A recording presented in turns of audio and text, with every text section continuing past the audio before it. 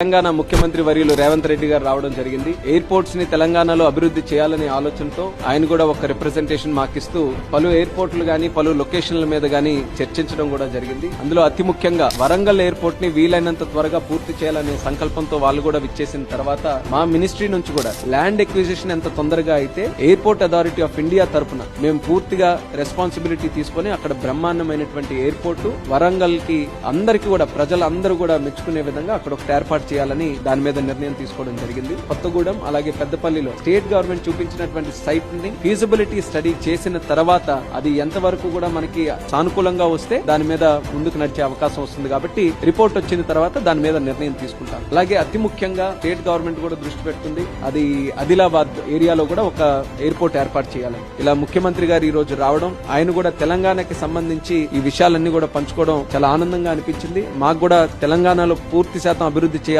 చాలా రోజుల నుంచి మేము ఎదురు చూస్తున్నాం. ఈ రోజు అన్ని సానుకూలంగా ఉన్నాయి కాబట్టి ఖచ్చితంగా రానున్న రోజుల్లో అభివృద్ధి మీరందరూ కూడా చూసే విధంగా చర్యలు కూడా తీసుకుంటాం.